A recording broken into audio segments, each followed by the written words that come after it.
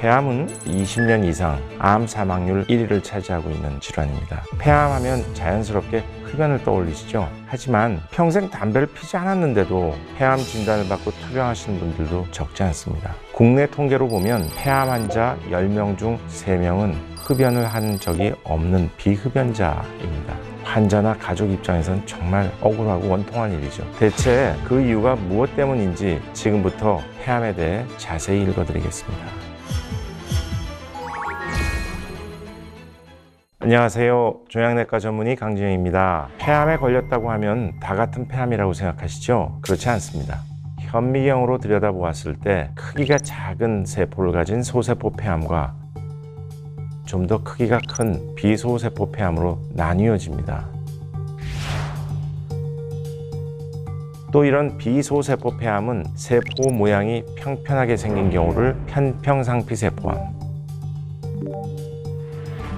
또 모양이 샘물 또는 점액을 분비하는 이러한 샘과 같이 생겼으면 선암이라고 이야기를 합니다. 편평상피세포암 같은 경우는 95% 정도는 흡연과 관련이 있고요. 선암과 같은 경우는 기관과는 먼 쪽에서 발생하고 전혀 흡연을 하지 않은 분한테도 나타나게 됩니다. 이런 차이가 있기 때문에 선암은 혈액으로 잘 전이하고 조기 진단이 늦어진다는 특징을 가지고 있어서 더 무섭게 생각을 하죠.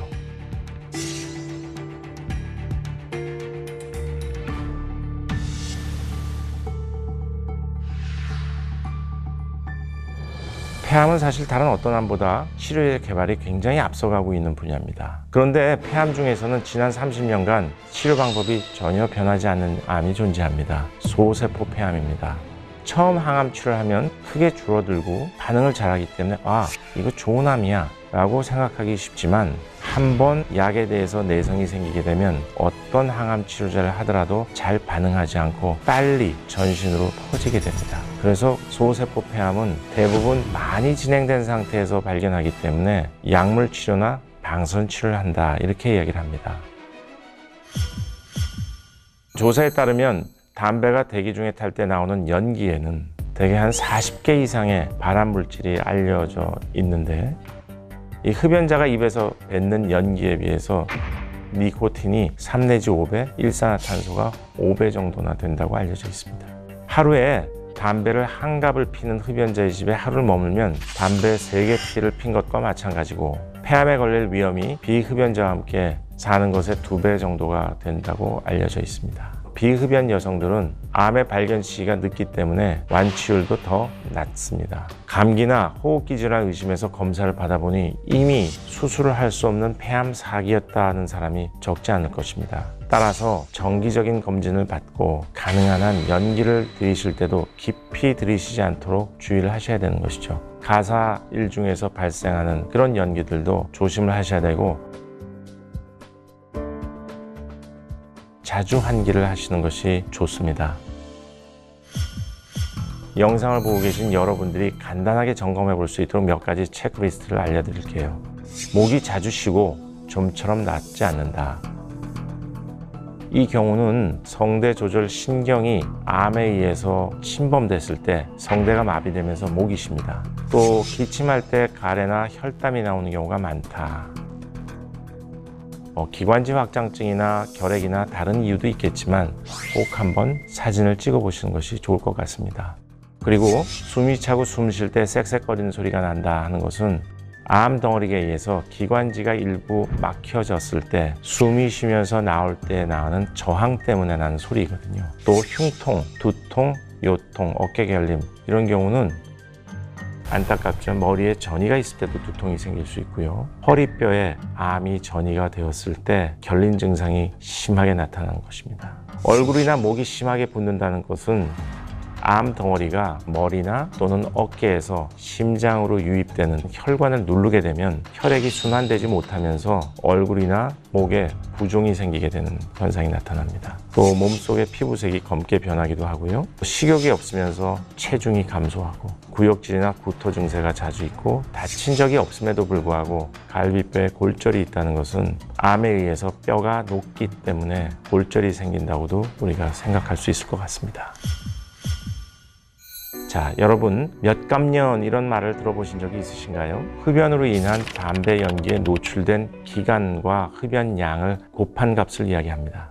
감년이 길어질수록 그 값이 높아질수록 폐암에 걸릴 확률이 높아집니다. 또한 흡연을 시작한 시기가 빠를수록 그리고 담배 연기를 길게 흡입하는 방식은 폐암이 생길 가능성을 높이게 됩니다.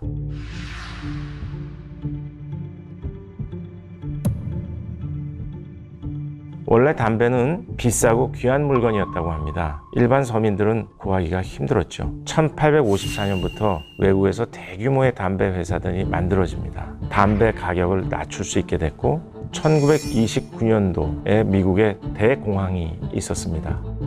이렇게 되면서 젊은 남자들이 직장을 잃었기 때문에 불안하고 초조했고 담배를 피우기 시작했습니다.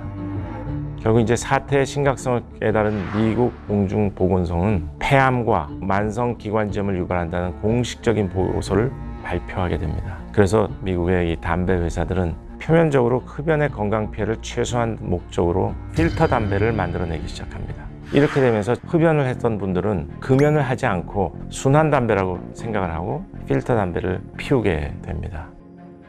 그런데 결국 필터를 거치게 되면 담배를 연소하는 속도가 느려지면서 한 개 피량의 연소가스 흡입량이 늘어나서 니코틴, 타, 벤조피렌 같은 대표적인 발암물질의 흡수량은 더 많아지는 것입니다.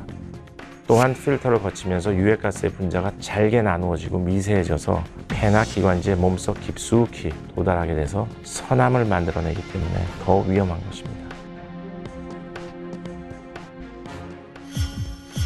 폐 안에는 신경섬유가 존재하지 않습니다. 아무리 커져도 통증이 느껴지지 않아요. 암이 많이 진행되어서 폐를 싸고 있는 흉막에 맞닿을 정도까지 커지게 되면 그때서야 신경섬유를 누르기 때문에 증상이 생겨납니다. 그래서 폐암 환자들이 말기가 되도록 병원을 찾아오지 못하는 이유가 되는 것입니다. 2019년부터 국가암검진 사업에 폐암이 추가가 되었습니다. 만 54세에서부터 74세까지의 국민 중에서 30감년 이상의 흡연력을 가지고 가족 중에 폐암이 발병된 환자가 있는 고위험군은 2년마다 폐암 검진을 받게 되었습니다. 그동안에는 폐암 검진 비용이 약 11만 원 정도였는데 이제는 진단 비중의 90%가 건강보험으로 지급되니까 본인 부담 비용은 약 1만 원 정도의 검사를 받아보실 수 있습니다. 이 검사 방법은 저설량 가슴 CT 스캔입니다. 일반적으로 찍는 CT 스캔에 비해서 방사선에 노출되는 양이 10분의 1로 줄어들었다는 것입니다. 10분의 1로 줄어들더라도 엑스레이에서 찾지 못하고 놓칠 수 있는 적은 크기의 암도 찾아낼 수 있으니까 충분히 조기 검진이 가능하다. 그래서 저설량 CT를 찍는 정기 검진으로서 암을 조기에 발견할 수 있는 것이 필요합니다.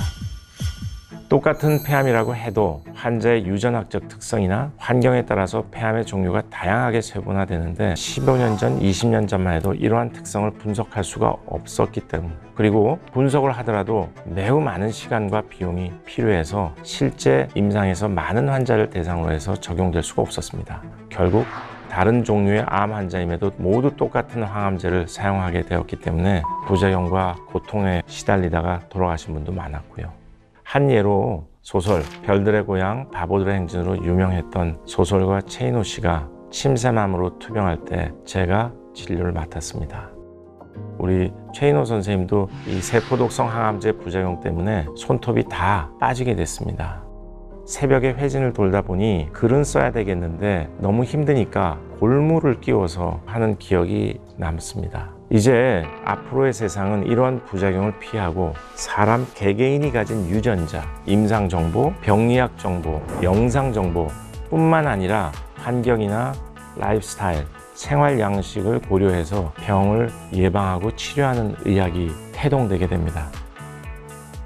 조직검사나 피검사 하나면 몇 시간 안에 그 환자가 어떤 유전자 변이가 있어서 암이 생겼는지를 알 수가 있습니다. 굉장히 고도화되고 빠른 검사 방법을 통해서 이렇게 유전체의 변이를 모두 다 알 수 있게 되는 것이죠. 폐암 환자 치료를 조사한 연구에 따르면 폐암 환자 3명 중에 1명은 첫 번째 치료가 마지막 치료였다고 결과를 보고하고 있습니다.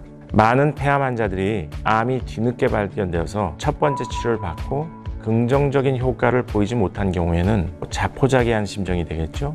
그리고 또 몸 상태도 급격히 나빠지기 때문에 많은 경우에 치료를 포기하게 됩니다.